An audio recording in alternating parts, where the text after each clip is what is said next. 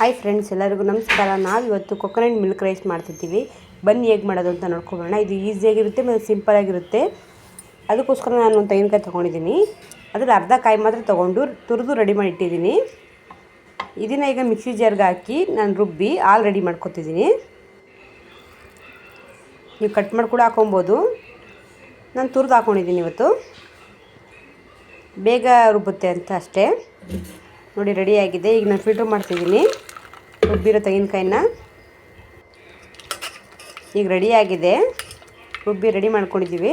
ಈಗ ಒಂದು ಕುಕ್ಕರ್ ತೊಗೊಳ್ಳೋಣ. ಅದು ಸ್ವಲ್ಪ ಎಣ್ಣೆ ಹಾಕಿ ಬಿಸಿ ಮಾಡ್ಕೊಳ್ಳೋಣ. ಅದು ಬಿಸಿ ಆದಮೇಲೆ ಮಸಾಲ ಸ್ಪೈಸಸ್ ಎಲ್ಲ ಹಾಕ್ಕೊಳ್ಳೋಣ. ಚಕ್ಕೆ, ಲವಂಗ, ಪಲಾವ್ ಎಲೆ, ಕಸ್ತೂರಿ ಮೇಥಿ ಎಲ್ಲ ಹಾಕ್ಕೊಳ್ಳೋಣ. ಹಾಕಿ ಒಂದು ನಿಮಿಷ ಫ್ರೈ ಮಾಡೋಣ.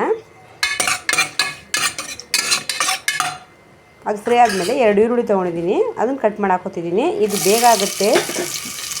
ಬೆಳಿಗ್ಗೆ ಬ್ರೇಕ್ಫಾಸ್ಟ್ ಈಸಿಯಾಗಿ ಸಿಂಪಲಾಗಿ ಮುಗಿದೋಗುತ್ತೆ. ಟೇಸ್ಟ್ ಮಾತ್ರ ತುಂಬ ಚೆನ್ನಾಗಿರುತ್ತೆ. ಒಂದ್ಸಲ ಟ್ರೈ ಮಾಡಿ. ನೀವು ಮಕ್ಕಳು ಇಷ್ಟಪಟ್ಟು ತಿಂತಾರೆ. ಈಗ ಸ್ವಲ್ಪ ಫ್ರೈ ಆಗಲಿ.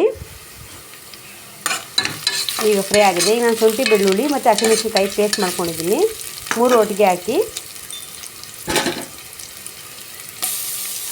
ಹಸಿಮೆಣಸಿನಕಾಯಿ ಈ ಥರ ಹಾಕೋದ್ರಿಂದ ಟೇಸ್ಟ್ ತುಂಬ ಚೆನ್ನಾಗಿರುತ್ತೆ. ಮತ್ತು ಹಸಿಮೆಣಸಿನಕಾಯಿ ಯಾರು ತೆಗ್ದಿದ್ದಲ್ಲ ಖಾರ ಅಂತ. ಮಕ್ಕಳು ಕೂಡ ಇಷ್ಟಪಟ್ಟು ತಿಂತಾರೆ.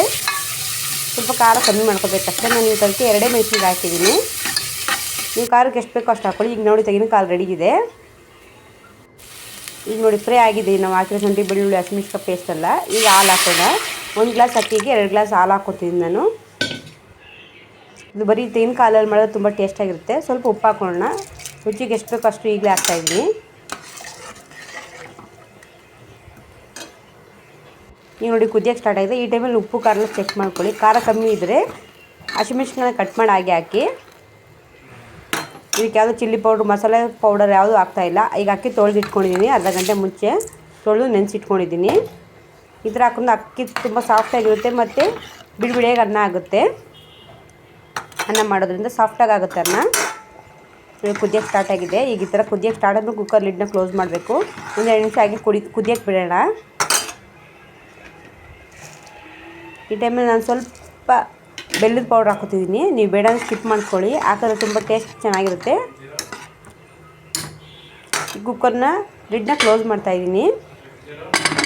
2 ವಿಸಿಲ್ ಕೂಗಿ ಕುಕ್ಕರ್ ಆಫ್ ಮಾಡೋಣ. ವಿಸಿಲ್ ಬಂದಿದೆ.